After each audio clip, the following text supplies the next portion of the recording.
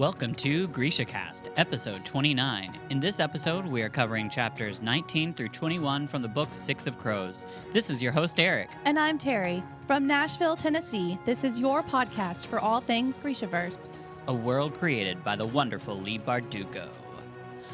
Moi Sabayeni, casters. Hello, hello. Let's talk about where our listeners are listening from. City shoutouts. Woohoo. We have Irvine, California. What? And we got Bangalore, India. Ooh. Thank you. And Paris, France. Oui. That is awesome. It's exciting. Well, it is. It's kind of neat that each episode we get to see where our Yes. listeners are. I can't believe people are. It's one of my favorite parts. I know. It's exciting. It is exciting. We thank you guys so much, and we hope you're Yes. enjoying that when we give your little city a shout out. And don't worry, we'll get to yours. Anyways, how have you been, girl? It's been a day. Has it? Well, I mean, it's been a month, a year, a Friends episode, but it's it's been a day. All in one. It was a hard parenting day, so it was. Oh, gotcha. Yeah, I wasn't mad about leaving for a little while to record. Oh, I bet. Yeah. Yeah. Our kid is kind of on his own vacation, which is a vacation for us too. Yes, it is. He's over at grandma's. He went there last night. It's nice. He's staying there tonight too. Good. I know. You need a break. We do. Especially with everything going on. It's very stressful, and it's good to have a break. Yeah, it is. I agree. I definitely have. Chris is very lucky. He gets to have some time off to himself. And I was telling him, I was like, you know what? I need some of that too. And he was like, well, you got, I was sick that one week. And he just was like, well, you got that 1 week off. I was like, but the kid was home all that entire week. And you were sick. And I was sick. Right. So that wasn't time. You need enjoyable time. Exactly. Yeah. So I'm going to take a vacay one day sometime. Good. I don't know. I'm going to take it off. It might be on a Friday. I might not even tell anybody. You're just going to take take off it. and drive off into the sunset. Surprise! For the next 8 hours, you do not know where Eric is. Well, it's important to have that time. It is. It's so important. It really is. My time for relishing that is at nighttime when everybody's asleep and I'm reading to fall asleep. That's hard, though, because then you end up staying up later than you want to because you're enjoying the quiet.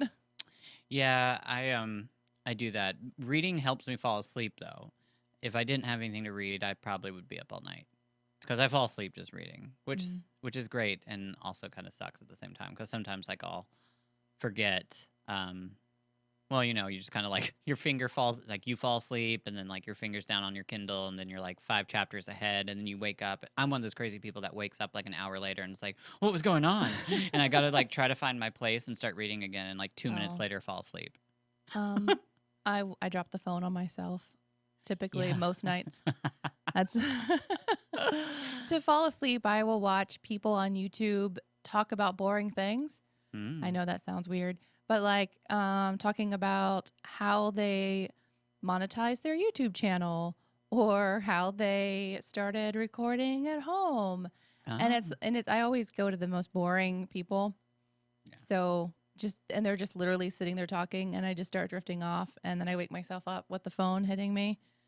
Well, if you need a really draining voice, it's actually an amazing book.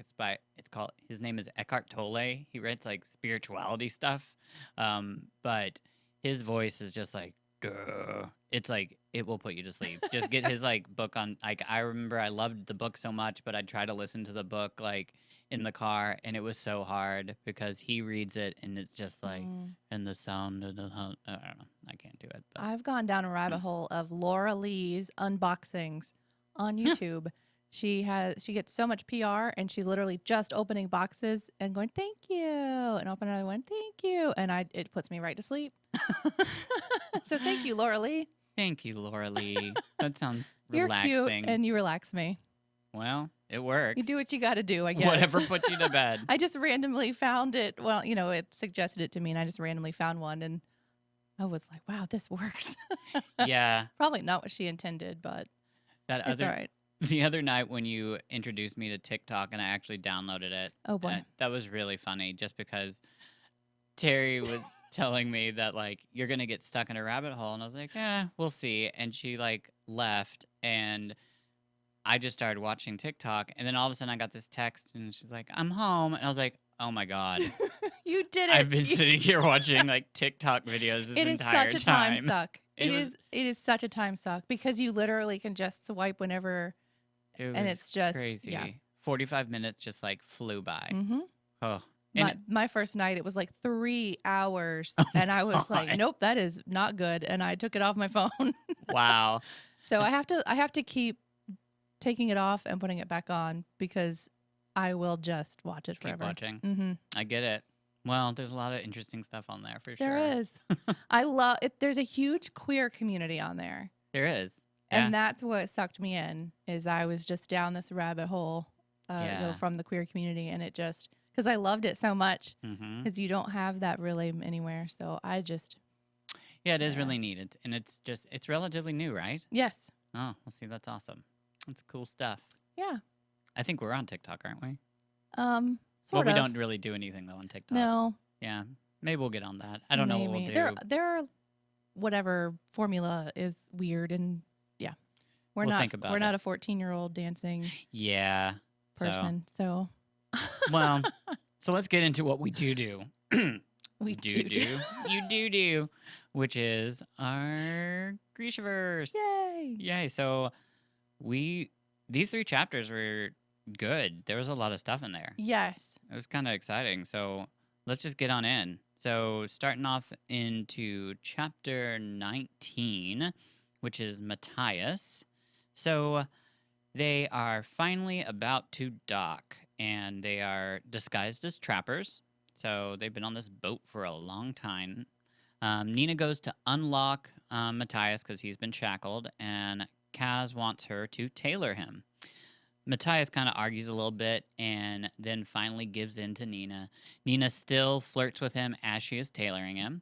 And one interesting part of this, when it's time to change his eye color, she pulls out a small bottle that Matthias questions what the substance is within. And this is her response, quote, "A tincture developed by a Grisha named Genya Safin.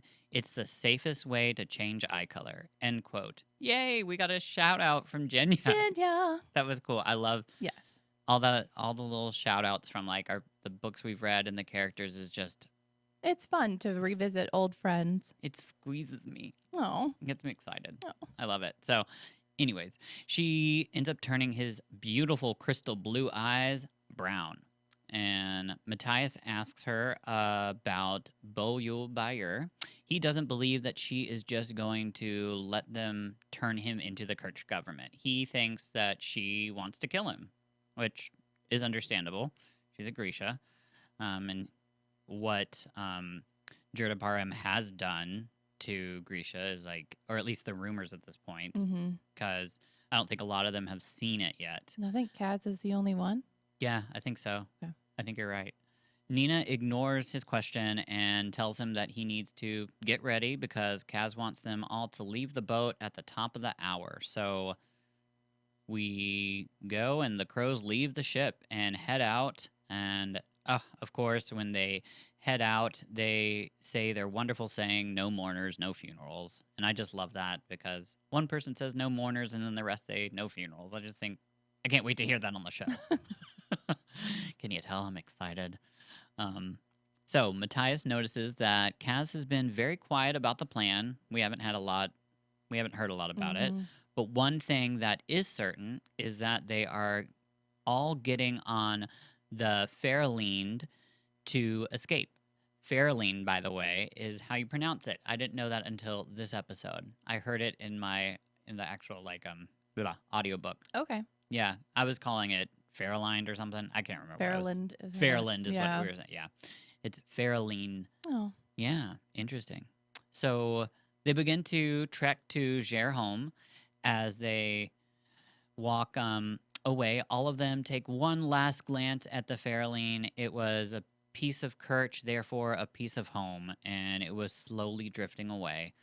The first day of hiking, in the bitter cold, Matthias starts to feel more at home, and it puts him at ease. The others are quiet, but adapting to the cold, and it's kind of funny because I mean Matthias notices how these are just like some crazy kids that he's seen do some crazy stuff, and he's kind of like humbled by the way that they're just survivors, and they're not complaining too much about the cold. They're just kind of trekking along and just doing it. I love that about Matthias, that he could recognize that he could pull himself away from Yeah. his irritations at them to recognize that. Yeah, he's warming up. Yeah. He's warming up, and it's just he's getting more comfortable with them. He spent more time with them. My God, that boat ride sounded like a long time. Uh-huh. Um, so the next morning, Kaz starts to tell them about the heist. Here we go, kids. This is the actual plan. And what I did, I'm just gonna let you know. So this is a quote, but I I'm going to read what the plan is, and in between parts of it, there were conversation. I took that out. Okay, so I'm just reading the continuation of what this whole plan is because it's just important for us to know. And there's no sense in me trying to put this into my own words because, why don't we just use Lee's? So, anyways, here is the plan. If we, quote, if we get this right, we're going to be in and out of the ice court before the Fjordans ever know their prize scientist is gone, Kaz said as they shouldered their packs and continued to push south. When we enter the prison, we'll be taken to the holding area beneath the men's and women's cell blocks to await charges. If Matthias is right and the procedures are still the same, the patrols only pass through the holding cells 3 times a day for head counts. Once we're out of the cells, we should have at least 6 hours to cross to the embassy, locate Yul Bayur on the White Island, and get him down to the harbor before they realize anyone is gone. Once we're out of the cells, Kaz continued, Matthias and Jesper will secure rope from the stables, while Wylan and I get Nina and Inej out of the women's holding area. The basement is our meat. That's where the incinerator is, and no one should be in the laundry after the prison shuts down for the night.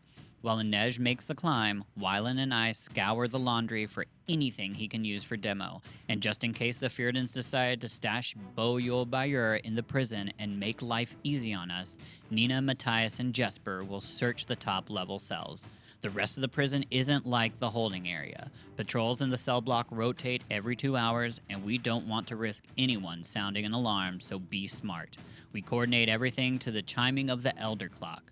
We're out of the cells right after 6 bells, we're up the incinerator, and on the roof by 8 bells. No exceptions. We cross to the embassy sector roof and get access to the glass bridge through there. Inej, Nina, Matthias, and I borrow a change of clothes from one of the delegations and a little something extra for our friend Bo Yul Bayur when we find him, and stroll across the glass bridge. We locate Yul Bayur and get him back to the embassy. Nina, if there's time, you'll tailor him as much as possible, but as long as we don't trigger any alarms, no one is going to notice one more shoe among the guests. So the question is, how do we leave? We walk, Kaz says. That's the beauty of this plan. Remember what I said about guiding the Mark's attention? At the embassy gate, all eyes will be focused on guests coming into the ice court. People leaving aren't a security risk. Then why the bombs, asked Wylan. Precautions. There are 7 miles of road between the ice court and the harbor. If someone notices Bo Yul Bayur is missing, we're going to have to cover that territory fast. He drew a line in the snow with his walking stick. The main road crosses a gorge. We blow the bridge. No one can follow. End quote. So, crazy We got a plan. We do, finally. And it's very well thought out, I think. I think there's obviously like a lot of room for mistakes to happen. Oh, But, yeah. of course, but it's kind of really well thought out for like a place that none of them have been to except for Matthias. Yes. So the person, pretty much Kaz, who's making this plan, has never been to this place. And it's just, I think it's very well thought out. So, anyways, I hope you guys enjoyed that because I've been waiting all book to like read the plan. I don't know why it excites me, but it does, whatever. So, anyways, carrying on. Matthias begins to plot killing Yul Bayur in his cell before Kaz gets to him. Or if that doesn't work, he's thinking possibly maybe an accident can happen on the ship on the way back to Kerch. Accidents happen. They do. So as they continue hiking, they're quizzing one another on the amount of guards at different gates and then also memorizing the different color-coded protocols. real quickly that the yellow protocol means sector disturbance, the red protocol means sector breach, and then black protocol, we're all doomed. That's pretty much all it said in the Yes. book, but we get what that means. Death. Yes. So we go back into Matthias's memories of him meeting Nina. So this is like, and here's a quote. He and Nina had walked this same territory together. If his calculations were right, they'd washed up only a few miles from where the Fairlene had put into shore. It had started with a storm, and in a way, that storm had never ended. Nina had blown into his life with the wind and rain and set his world spinning. He'd been off balance ever since. End quote. I love that. Yes, isn't it wonderful? Mhm. Yes, I love that quote too. So we're getting back into this story that we've. And I love their story. Like, Yeah, this whole thing. I could have continued that on for a long time. I And- loved reading it. yeah. We finally are getting more of this story, which is Mhm. awesome. So the ship Matthias and Nina are on gets shipwrecked in the middle of this really bad storm. Matthias is drowning, and all of a sudden has someone grabs him, and it happens. It's actually Nina. Nina is trying to rescue him. At first, he tries to kind of get away. I think he's in shock. Mhm. He's remembering she's a witch, or that's what he's calling her, Right. a witch. But he notices that when he pushes away from her and she's not touching him, that all of a sudden he feels frozen and depressed, and it's just the ice cold water, like the feeling of drowning actually hits him, and then if Mhm. she touches him, it's different, which I love that little thing. That's just so cool. Yes. So they finally agree they need to find land, and together. Matthias is going to swim while Nina is going to keep both of their hearts beating. How sweet. They have to work together. They do. They're in the middle of the ocean. Who knows where land could be? Mhm. So Matthias asks Nina why she saved him, and I love this. She says, because you're human. Matthias realizes that her act of being Kalish was nothing more than that, just an act. She can speak Fjordan just fine. Mhm. They finally find land and crawl onto shore. They start walking and eventually find a whaling camp and crash in some type of hut. While he's trying to get the wood together to start a fire, he realizes Nina is taking off her wet clothes. He tells her to put her clothes back on, but she ignores him and tells him she's not going to die because he is a prude. She undresses and wraps herself in some reindeer skin. And that's going to lead us right into our first scene where Nina will be played by Terry and then Matthias will be played by moi. So, you ready, girl? I'm ready. Okay, so here we go. Scene 1. For Saint's sake, Druskella, what's wrong with you? I just wanted to be warm. I promise not to ravish you in your sleep. I'm not afraid of you, he said irritably. Her grin was vicious. Then you're as stupid as you look. He stayed crouching beside the fire. He knew he was meant to lie down next to her. The sun had set and the temperature was dropping. He was struggling to keep his teeth from chattering, and they would need each other's warmth to get through the night. It shouldn't have concerned him, but he didn't want to be near her. Because she's a killer, he told himself. That's why. She's a killer and a witch. He forced himself to rise and stride toward the blankets. But Nina held out a hand to stop him. Don't even think about getting near me in those clothes. You're soaked through. You can keep our blood flowing. I'm exhausted, she said angrily, and once I fall asleep, all we'll have is that fire to keep us warm. I can see you shaking from here. Are all Fjordans this prudish? No. Maybe. He didn't really know. The Druskella were a holy order. They were meant to live chastely until they took wives, good Fjordan wives who didn't run around yelling at people and taking their clothes off. Are all Grisha so immodest? He asked defensively. Boys and girls trained side by side together in the 1st and 2nd armies. There isn't a lot of room for maidenly blushing. It's not natural for women to fight. It's not natural for someone to be as stupid as he is tall, and yet there you stand. Did you really swim all those miles just to die in this hut?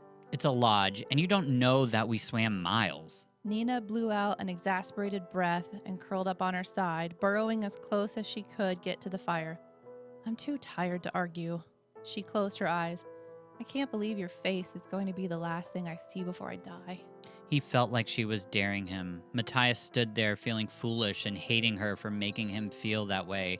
He turned his back and her and quickly sloughed off his sodden clothes, spreading them beside the fire. He glanced once at her to make sure she wasn't looking, then strode to the blankets and wiggled in behind her, still trying to keep his distance. Closer, Druscella, she crooned, taunting. He threw an arm over her, hooking her back against his chest. She let out a startled oof and shifted uneasily. Stop moving, he muttered. He'd been close to girls. Not many, it was true, but none of them had been like her. She was indecently round. You're cold and clammy, she complained with a shiver. It's like lying next to a burly squid. You told me to get closer. Ease up a bit, she instructed, and when he did, she flipped over to face him. What are you doing? He asked, pulling back in panic. Relax, Druscella. This isn't where I have my way with you. His blue eyes narrowed. I hate the way you talk.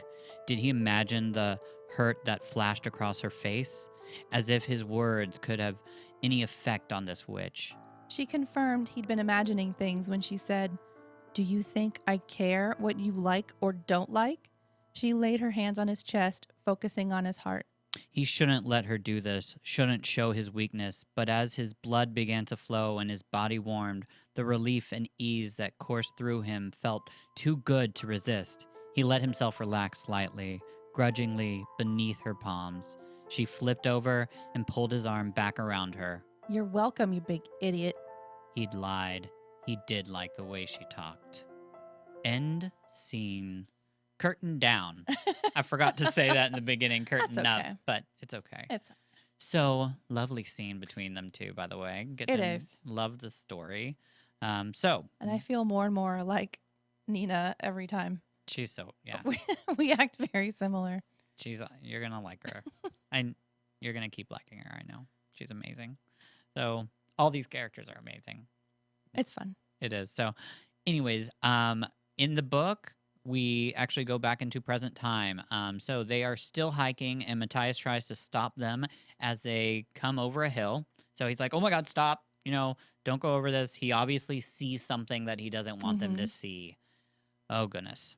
So there are 3 pyres with what remains of 3 burned Grisha, which is horrifying. Yes. And I mean, it goes into really it's very detailed. You can barely tell these are right. They used to be human or Grisha. One of them, unfortunately, is still alive. Thank God for Jesper. He puts that Grisha out of his or her memory. I don't know whether we don't know. So as they start to walk away, of course, Nina is absolutely furious because what she just saw, she starts to take out all this anger and frustration on Matthias, of course, because this is his country. So she yells at Matthias, reminding him kind of like, this is the country he is going back to. Like, remember that. Like, what you just saw, this is where you're so proud to be from. She tells him that the reason Grisha has never had a fair trial in Fyrda is, quote, because our crime is existing. Our crime is what we are, end quote. And we talked about that last time. We did. And oh my God, this part hurts so much. Matthias then asked Nina if she ever thought about how maybe Grisha were never meant to exist. Bam. Yeah. That is harsh. It is. So Nina and Matthias obviously are arguing. As usual. Yep. He asked her why she hasn't gone back to the Second Army to help them rise back into power. Here's her answer, quote, I want you to have your pardon, Helvar. I want you to be here when the Second Army marches north and overruns every inch of this wasteland. I hope they burn your fields and salt the earth. I hope they send your friends and your family to the pyre. They already did, Zenek. My mother, my father, my baby sister, Inferni soldiers, your precious, persecuted Grisha burned our village to the ground. I have nothing left to lose. Nina's laugh was bitter. Maybe your stay in Hell's Gate was too short, Matthias. There's always more to lose. End quote, and end scene. Yeah. So, yeah. Of course they're fighting. But yeah, they always do. I know. But, yeah, good chapter. So, let's take it away. You got chapter 20. Who is that? Nina. Okay, that's right. We're continuing on. They are still going along. Nina and Matthias are resisting the urge to kiss each other. Ooh. She's remembering the time after the shipwreck. They were traveling without a compass or any idea where they were going. They were just walking. Zoya's name gets brought up, and Matthias says he knows that name. Woohoo. Nina figures it's like hearing Broom's name to her, that it's Mm. like this powerful person on the other side. Yeah. Remember the cup from chapter 14 when she, spilled it on herself, and then she said it saved a day. She explains that the handle broke off on it, and the lip beneath was jagged and sharp. So they were able to use that to cut through their bindings. Mm. They planned on attacking the Druscella that night, and then the storm hit. But that's how they were not in the cages when all that hit. Because can you imagine being stuck In cages. in cages as the ship's going down? No, thank you. That'd be impossible. That'd be so hard. Ugh. Try to get out. Yes. So they haven't exchanged names at this point in this memory, and Nina isn't sure that they should. To keep themselves going, they banter back and forth, and eventually, finally, Matthias has a proper laugh, which Nina enjoys. And you can kind of start seeing the walls cracking a little bit. Aw. The next morning, Nina is riling him up again, talking about how much he likes to sleep next to her. She asks, "What are you afraid of?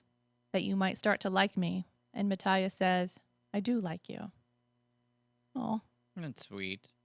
it isn't something he likes to admit because Broom had warned them that Grisha were charming. So he kind of, I guess, probably still has that at the back of his mind that she's using Grisha Yeah. charms. Nina takes the opportunity to kind of take it over the edge and starts poking and teasing him about being a seductress. Yeah. And she suddenly stops, though, because the ice gives out from under her, and Matthias has to grab her. And she says she's suspended over nothing. And that was kind of hard for me to imagine what's exactly happening because it says the Yeah. ice comes out from underneath her and she's dangling over nothing. So I don't know exactly where this ice was, but he's holding on to her. And she looks up at him and she just knows that he's going to let go. Yeah. But he begs him, please don't, like, please. I wonder if maybe it's like because they were walking, like like when you're walking through like places like that. Like, I mean, there's lots of like frozen lakes and frozen like water. But it says she was dangling over nothing. Oh, So that's what threw me off. It was like a cliff in my Maybe, my yeah. head, but I don't know. So he does pull her up and admits that, yes, I did think about letting go. And she's like, okay, yeah, I would have thought about it too. yes, you're right. Yeah, that's true. I think you're right. I think it's a cliff. Sorry. But it took me a little bit. right. And as near-death experiences do, they start to feel a little more trusting towards each other, and they introduce themselves to each other. Finally. Say my name. It has been a year since all of that, and she kind of wants to go back to those 3 weeks. She said those 3 weeks were a lie that she and Matthias had built to survive. The truth was the pyre. That's pretty deep. Yeah. He grabs her to keep her from getting further away because she's, mad and she had walked away, and it causes a fight between them, mostly because Nina is scared, but like most strong people, she had put that wall up and she doesn't want to admit it, and she's going to be strong. Matthias demands that she tells everyone what she did to him. Right. So she finally tells everyone that she told the Kirch that he was a slaver and that he'd taken her prisoner. She had a seal from the slaving ship they had raided and used it as proof. He had been put in chains and taken to Ketterdam, which isn't that like what he was doing in a way? Like he had taken her, put her in chains, and put her on a boat. So Yeah. it kind of happened on the flip side. Yep. And she admits that she would have done it all over again. Yeah. And just then the earth shakes and there is a Grisha flying. That's not supposed to happen. This shouldn't be a thing. No. Jesper shot him and Inej went after him and stabbed him with her knife.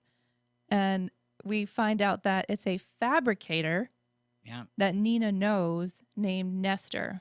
So now we've got two weird things happening. There's a Grisha flying. Like that's not something that they do. Yeah. And on top of that, it's a fabricator. And Nestor, she said specifically that he worked with materials.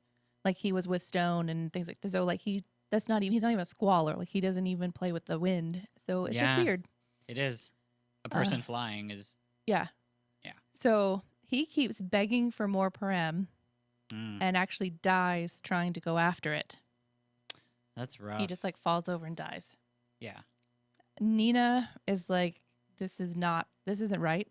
Practicing the small science made Grisha healthier, stronger. It was one of the things she loved most about her power, but the body had limits. It was as if the drug had caused Nestor's power to outpace his body.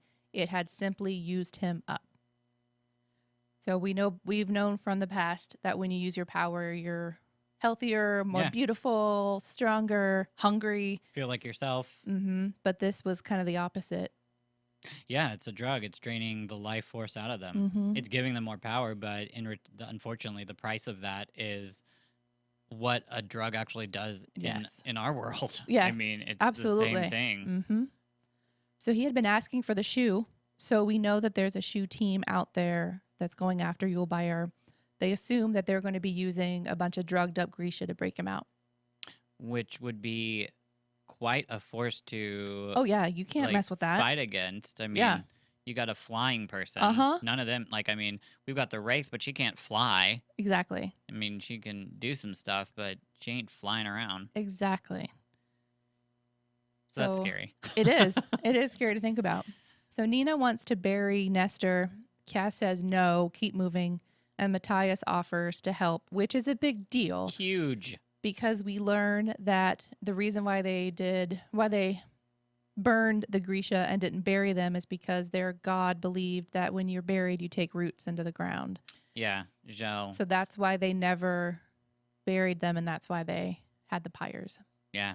So Matthias is like, I will help you. As they're digging, she remembers in Elling that Matthias had said, I owe you my life, Nina Zinnik. We will get you safely home. And how at that point she felt so trusting of him. And that spawns her to tell him the story, which is our scene number 2. Woohoo. Well. I will be reading Nina and Eric will be reading Matthias. It's our parts for the evening. So, okay. Well, curtain up.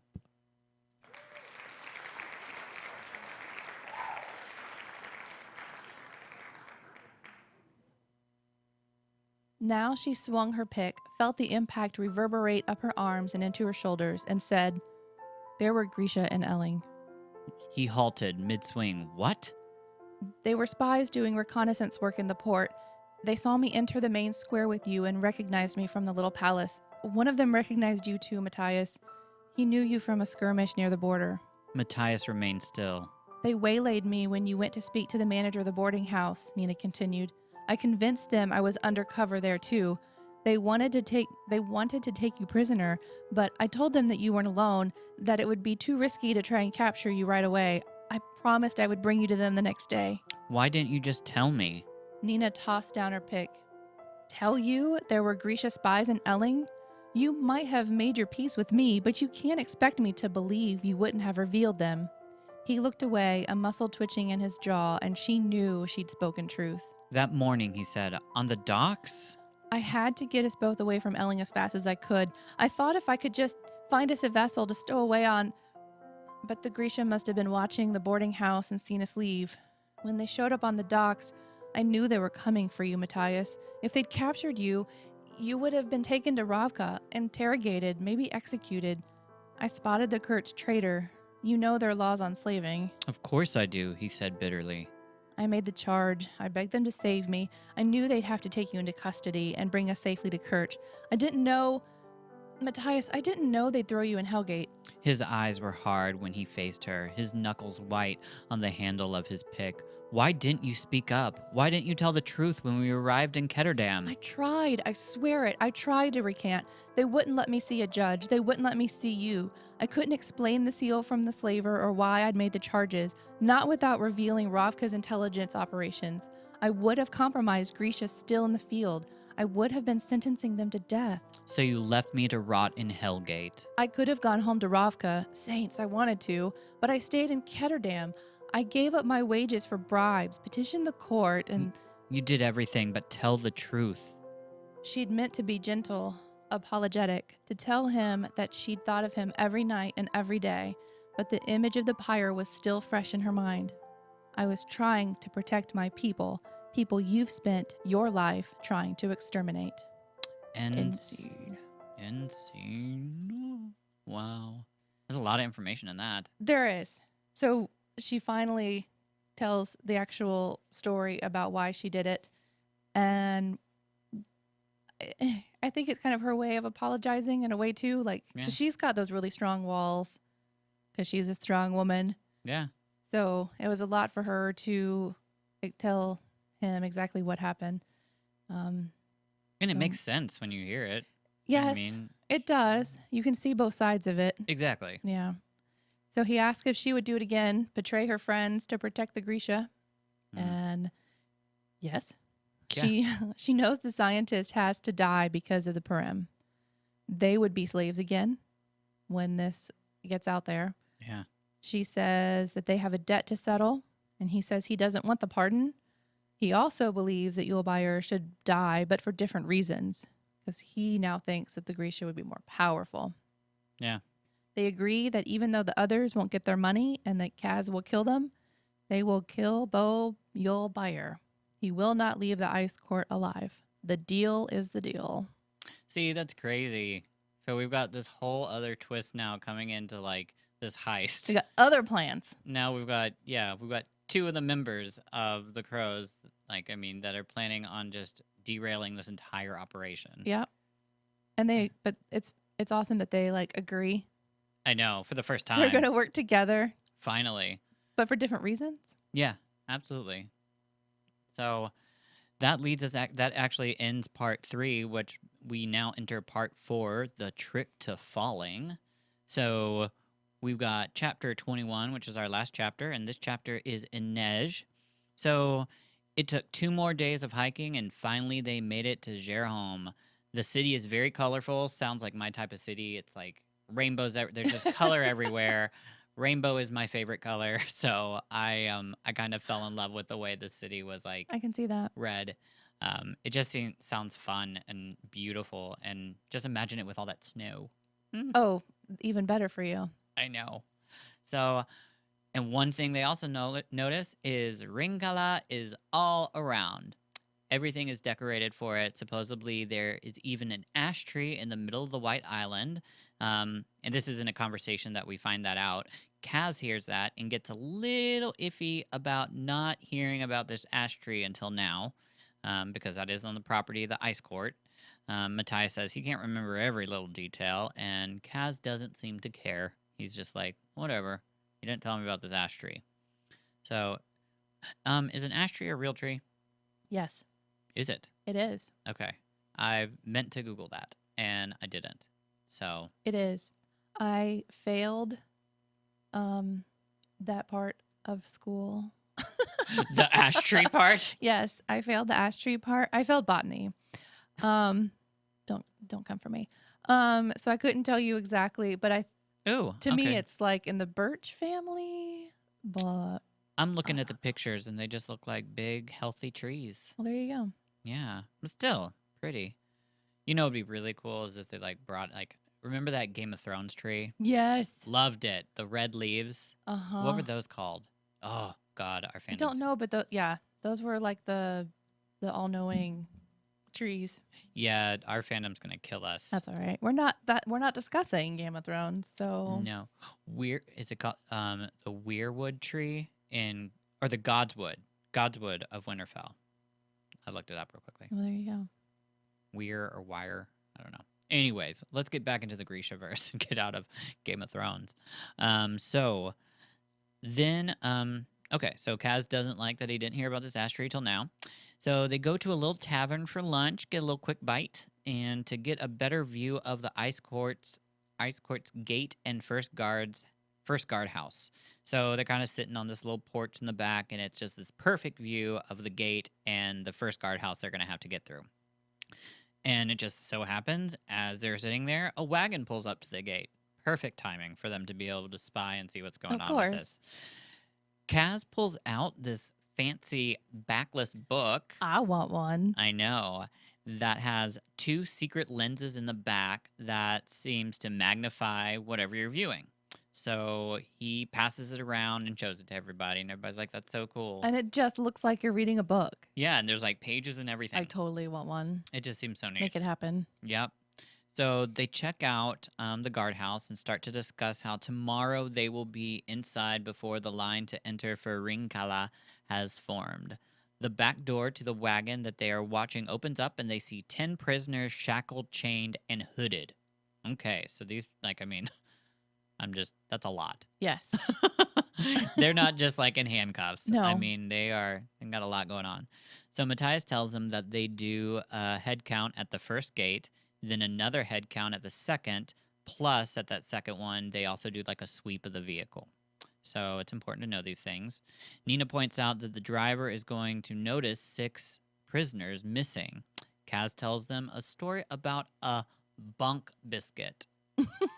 I just think that word is so fun. It is a fun word. 2 words, bunk biscuit. Bunk biscuit. I actually had a friend in Minneapolis. Her nickname was Bunk.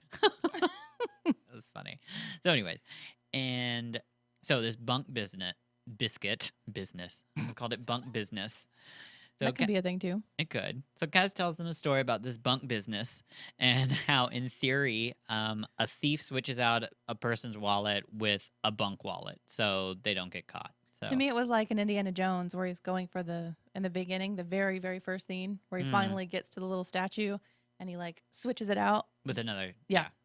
That's exactly what this is. That's exactly what a bunk business is. Bunk business. So they're going to replace 6 prisoners. They're not going to just take 6 prisoners out. I mean, they're taking them out and replacing. And luckily they're hooded. Yeah, so that does help. The next day, they all get into position to stop the wagon and get on. So they get this tree down. It's very interesting. It's not, they don't take an axe or anything like that, but they use this weird substance. Yes. That like salt? Yeah, that like makes the like roots just like pop out of the ground. So anyways, this tree just randomly just falls to the ground. They worked on it to do it. And they've got it positioned exactly laying in the middle of the road. So when the wagon comes, it's going to have to stop because it can't obviously go over a tree. Classic. Yeah, I know. So they think that this is going to buy them 15 minutes when the wagon actually gets there. Kaz reminds them that they have to be silent and do this carefully so the prisoners don't notice anything going on, which is so true. That's a whole other aspect. It's not even just the guards that they have to be worried about, but the prisoners themselves can start screaming and yelling and doing crazy things. So the guards get out and grab one of the horses and some rope to start pulling this tree out of their way. Oh, did I even say that the wagon came up? I don't think I did. So the wagon comes up, yeah, and the tree's there. So the guards grab one of the horses and they start to try to get this rope out of the way. So Kaz uses his lockpicks to unlock the back of the wagon. And right after he opens up the door, Kaz is just standing in awe after he's opened it up, just looking inside this wagon. And the others, the crows, are wondering what is going on. Like, what is he doing? So Inej finally is like, okay, I'm going to go help him. So Inej goes up and sees that what he's looking inside at is there are a lot more prisoners inside this wagon than they expected. And instead of them sitting, they actually are all standing with iron collars around their necks that were attached to the roof of the wagon. So, like, Kaz is freaked out. We've heard this. It's been mentioned where he doesn't like touch. He's got these gloves on. So I think he's flipping out over that. Yes. Because, one, I mean, it's a surprise. They expect only 10 people. And now, I mean, they didn't give an exact number in here, but they said it was just filled to the brim pretty much with prisoners. I think it's a trigger. Yes, it is. So there's a lot of people. So Kaz starts to unlock 6 prisoners' collars, and then takes them out of the wagon and into the gully where they were actually all hiding. And Nina uses her powers to drop their pulses into unconsciousness, while Wyland starts to take off their hood. So, I mean, it's a good thing. They're not killing them. They're actually freeing them when they finally wake up. And Nina even gives them a little extra shot of something to, like, sleep off a little bit. Yeah. Sleep through the weekend. Give yourself a little bit of time. Some time off. Exactly. So they all take their places in the wagon. They've got their hoods. They got everything. So they are ready to sashay this runway. After they all get their hoods on, except Inej and Kaz, Inej jumps out to lock them in. And Kaz has actually taken the hinges off of the door, which is how Inej slips back in through the opposite side of the door. So then Kaz is fumbling to try to put the hinges back on a door real quickly. Which is very unlike him. Yeah, and also you got to remember he's also trying to like not disturb this entire packed like wagon of prisoners. Don't be suspicious. Yeah. Don't be suspicious. So Kaz fumbles and barely gets these hinges back on the door in time, but he does it. So Kaz and Inej both take their places while the guards are coming up, and the guards are done, and they start moving toward the ice court. And here is this last quote, and this actually is the last this ends off the chapter. This is the ending. For now they were safe. But despite the rattle of the wagon's wheels, Inej could tell Kaz's breathing had gotten worse, shallow, rapid pants like an animal caught in a trap. It was a sound she'd never thought to hear from him. It was because she was listening so closely that she knew the exact moment when Kaz Brecker, Dirty Hands, the bastard of the barrel, and the deadliest boy in Ketterdam, fainted. End quote. Boom. Mic drop. He is shaken. Yes, we have never expected anything like that from Kaz. So to me, he has been in that position before, or at least seen it, been a part of it, because it shakes him that hard. Like it is this huge trigger for him that it's throwing him off that much. Yeah, and he's in the situation now, so he's got all these people. I mean, I don't know if we went into this depth, but if you read in the book, I mean, they're very specific about, I mean, all these people are standing up and you are not standing and not touching someone. They're all holding pretty much each other in place. They're all touching one another to like, there's no room to sit in this wagon is what I got from it. Like, well, and you can't really sit because you're attached to the... You choke yourself. Yeah. If you no, tried. thank you. So that was actually the end of our reading. So that gets us excited for next week.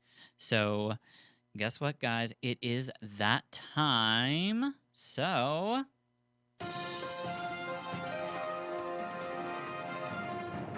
Greechcast News! Woohoo! Yeah. Yes. So we got a little bit of news. We had a lot last week, but so I watched Archie's talent show. Did you get time to watch that? I did not. So I sat and I watched it, and it was about an hour and a half to 2 hours, and it was cute. Aww. It was really interesting. All the winners pretty much got to choose between a hat, a T-shirt, and a lunchbox. Cute. Yeah, and it was really good. Like they raised so much money that pretty much you got to see interviews with the entire cast. Archie was really big about making sure not a single one of them leaked any information about the show. Oh, good. I mean, he was like hardcore on top of it. Oh, I'm sure. Because you can't do that. Yeah, so we didn't learn anything else that I mean, it's bad for us, but it's good for them. Like we learned about some of the characters, like what their favorite books were, like and like what their favorite book in the Grishaverse was. It was kind of cool. The person that plays Kaz says, "No mourners, no funerals." He actually said that. So that was kind of neat. But yeah, it was good. It was really cute. And the people that won were really talented. And, you know, there was a lot of, what's really interesting to me is there was a lot of the talent that I saw was based around Corona. Not even joking. Like one talent was these two nurses that came up with an acronym for like, they both had their masks on, but they came up with like some acronym. It wasn't for Corona, but they were talking about having the corona being around and then having to work so hard, but it was about like recognizing like strokes or something like that. Okay. It was kind of neat. So anyways, and then this other talent was this girl, and there were two winners, and this is one of the winners. She sang a song. She came up with a song to kind of what like Weird Al used to do, except she took like a song from Hercules. Okay. And created a song about social distancing. Oh, that's cute. It was really cute. That's cute. So it was fun. I enjoyed it, and you know, it was something else to watch, and just it got us excited about the show for sure. I definitely want one of these hats. They're really cute. I like that the Shadow and Bone has like its own logo now. It's kind of just like that. I don't know. It's neat. So we're getting there. Yeah, we're we getting are. so close. We are. I mean, we're almost halfway through the year, and Yep. it's going to come out before the end of the year. So we're getting there, peeps. Anyways, like that, and that's all I have for Grisha Cast news. There really wasn't anything else No. that just kind of happened last weekend. So I think we're gonna have a lot of quietness going yes. on Oh, yeah. until we get somewhere close. Hopefully they'll be able to release some more information soon, and We'll hopefully have more teasers and things like that coming up. yeah, and we are trying to get all that information for you guys as well. We just letting you know we are doing our work on our end. We have been in touch with Netflix and trying to get them like if they can help us. And like I mean, we filled out some forms, and hopefully when news comes around, they will actually deliver that to us so we can help you guys learn. Yeah, so that is really what the great episode. We had a lot of stuff go on. We did. We got it. We covered a lot. We did. We learned a lot. So next week we are going to be reading the same amount of pages. I think it's about around 50 exactly, and we will be doing chapters 22 through 26. So it's going to be 5 chapters, but they're kind of like those short spurts. And it ends out the part. Yes, it's going to end out part 4. So we're just going to finish that up. Yes. And do it. So anyways, it's been a wonderful episode. It has. We discussed some really cool stuff. We really did. And I'm actually really excited to find out more or read more and get back absolutely. in. So, well, it has been a pleasure. So we will see you all next week. No mourners. No funerals.